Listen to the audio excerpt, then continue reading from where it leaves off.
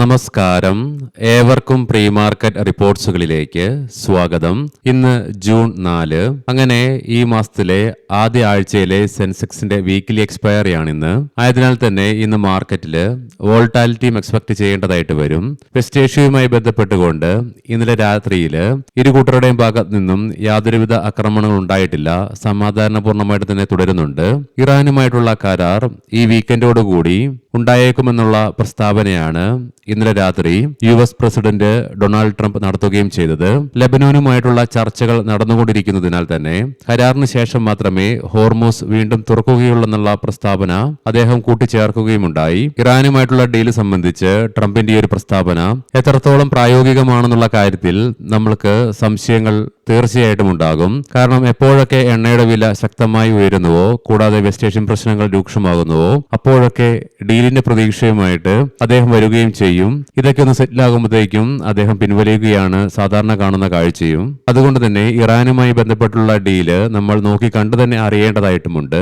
എന്നാൽ ഇന്നലെ US-ലെ പ്രതിനിധി സഭ ഇറാനുമായി യുദ്ധം തുടരാനുള്ള ട്രംപിന്റെ പവർ തടയുന്നതിനെ കുറിച്ചുള്ള വാർ പവർ റെസൊല്യൂഷൻ പ്രമേയത്തെ പിന്തുണയ്ക്കുകയും ചെയ്തു. ഇറാൻ യുദ്ധം ഇൻഫ്ലേഷനെ മിതമായതിൽ നിന്ന് ശക്തമായ അവസ്ഥയിലേക്ക് നയിക്കുന്നതായിട്ടുള്ള അഭിപ്രായം ഇന്നലെ US ഫെഡിന്റെ ഭാഗത്ത് നിന്ന് വരികയും ചെയ്തു. ഇനി മാർക്കറ്റിലേക്ക് വന്നു കഴിയുമ്പോൾ Bharat heavy electricals, Agarwal industrial corporation, Jain irrigation systems, Hero moto corp, JBM auto, steel strips wheels, India bulls, central bank of India തുടങ്ങിയ സ്റ്റോക്കുകൾ ഇന്നൊരു പക്ഷേ ശ്രദ്ധ ആകർഷിച്ചേക്കാം. അവയുടെ വിശദാംശങ്ങളൊക്കെ വിശദമായി തന്നെ നമുക്ക് സ്റ്റോക്കിംഗ് ന്യൂസിൽ പരിശോധിക്കുകയും ചെയ്യാം. ഇന്ത്യയിൽ നിന്നും വരുന്ന പുതിയ റിപ്പോർട്ടുകൾ പ്രകാരം പ്രധാന സൈനിക നീക്കത്തിന്റെ ഭാഗമായിട്ട് $2 ബില്യൺ തന്ത്രപരമായ ഡ്രോൺ സംഭരണം ഇന്ത്യ ലക്ഷ്യമിടുന്നു എന്നുള്ള റിപ്പോർട്ട്സ് ആണ് വരുന്നതും. മാത്രമല്ല ഡ്രോണുകളുടെ ഡെലിവറി 18 മുതൽ 24 മാസത്തിനുള്ളിൽ പൂർത്തിയാക്കുവാനുള്ള സാധ്യതകളും കൽപ്പിക്കപ്പെടുന്നുണ്ട്. ഇന്നലെ 2873 കോടി രൂപയ്ക്ക് അഥവാ 3% വരുന്ന സ്റ്റേക്ക് ജപ്പാന്റെ സോഫ്റ്റ് ബാങ്ക് ലെൻസ്കാർട്ടിൽ നിന്നും വിറ്റൊഴിഞ്ഞു. ഇനി ഇന്നത്തെ നമ്മുടെ മാർക്കറ്റിലേക്ക് സ്പെസിഫിക് ആയിട്ട് വന്നു കഴിയുമ്പോൾ അനലിസ്റ്റുകളുടെയും എക്സ്പേർട്ടുകളുടെയൊക്കെ അഭിപ്രായങ്ങൾ പ്രകാരം ഇന്നലത്തെ നിഫ്റ്റിയുടെ ലോ ലെവലായ 23,150 എന്ന ലെവൽ നിഫ്റ്റിക്ക് ഇന്ന് ബ്രേക്ക് ചെയ്യേണ്ടതായിട്ട് വന്നു കഴിഞ്ഞാൽ തുടർന്ന് സൈക്കോളജിക്കൽ ലെവലായ 23,000 എന്ന ലെവലിലേക്കുള്ള നിഫ്റ്റിയുടെ പ്രയാണം തള്ളിക്കളയാനാവുകയുമില്ല. ഈ സൈക്കോളജിക്കൽ ലെവലും ഇന്ന് നിഫ്റ്റിക്ക് ബ്രേക്ക് ചെയ്യേണ്ടതായിട്ട് വന്നാൽ തുടർന്ന് 22,700 എന്ന ലെവലിലേക്കുള്ള നിഫ്റ്റിയുടെ പ്രയാണവും കളയാനാവുകയുമില്ല.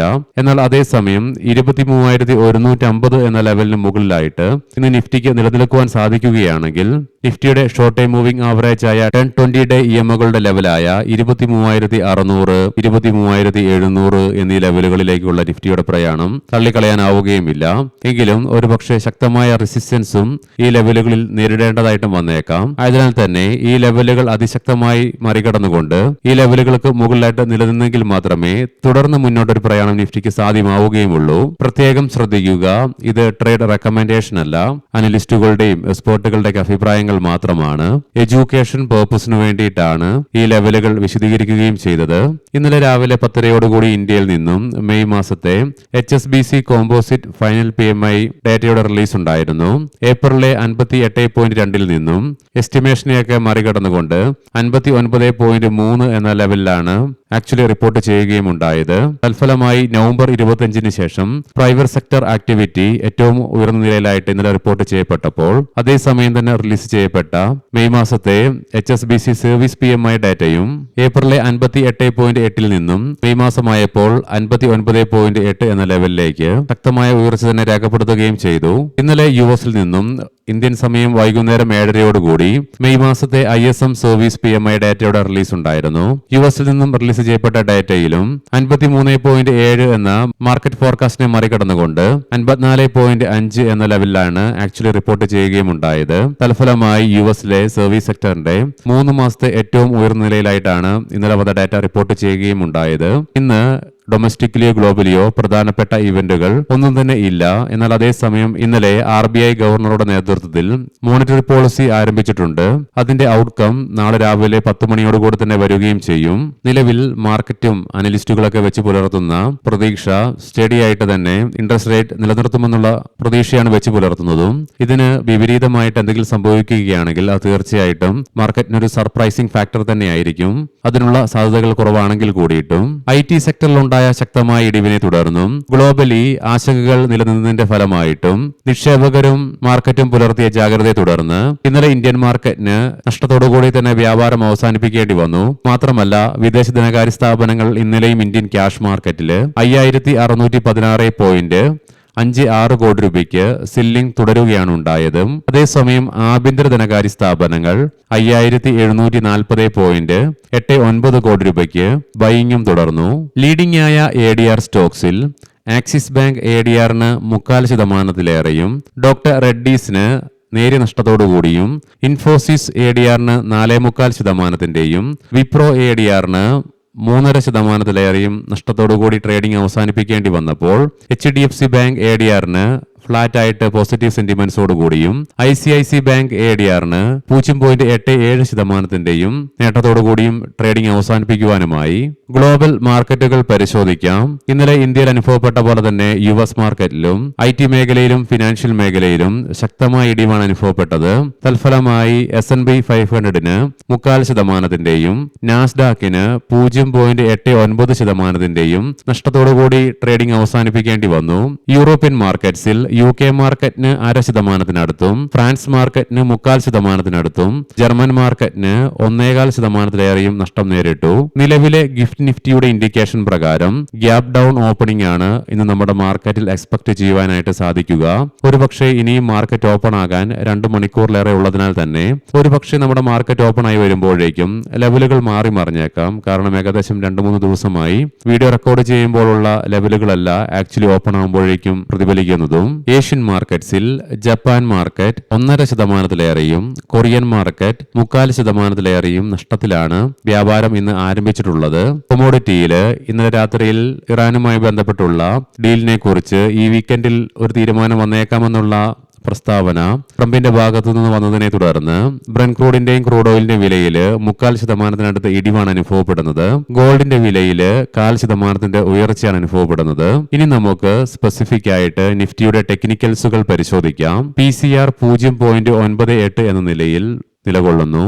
മാക്സ് പെയിൻ 23,500 എന്ന ലെവലിലും. ഇന്നലെ നിഫ്റ്റിക്ക് അതിന്റെ എല്ലാ കീ മൂവിംഗ് ആവറേജുകളുടെ താഴെയായിട്ടും വ്യാപാരം അവസാനിപ്പിച്ച് തുടരേണ്ടതായിട്ടും വന്നു. കൂടാതെ RSIയിലും ഇടിവ് രേഖപ്പെടുത്തിയതിനെ തുടർന്ന് 42.44 എന്ന ലെവലിൽ നിന്നും 41.41 എന്ന ലെവലിലേക്കും എത്തിച്ചേരുകയും ചെയ്തു. വീക്കിലി ഓപ്ഷൻസ് ഡാറ്റ പ്രകാരം 24,000 എന്ന സ്ട്രൈക്കിലാണ് കോൾ സൈഡിൽ ഏറ്റവും കൂടുതൽ ഓപ്പൺ ഇൻട്രസ്റ്റ് കാണുവാൻ സാധിക്കുക. അതേസമയം 23,500 എന്ന സ്ട്രൈക്കിലാണ് ഏറ്റവും കൂടുതൽ കോൾ റൈറ്റിംഗ് നിലവിൽ കാണുന്നതും. 23,300 എന്ന സ്ട്രൈക്കിലാണ് പുട്ട് സൈഡിലേക്ക് ഏറ്റവും കൂടുതൽ ഓപ്പൺ ഇൻട്രസ്റ്റ് കാണുവാൻ സാധിക്കുന്നതെങ്കിലും 23,000 എന്ന സ്ട്രൈക്കിലാണ് ഏറ്റവും കൂടുതൽ പുട്ട് റൈറ്റിംഗും നിലവിൽ കാണുക.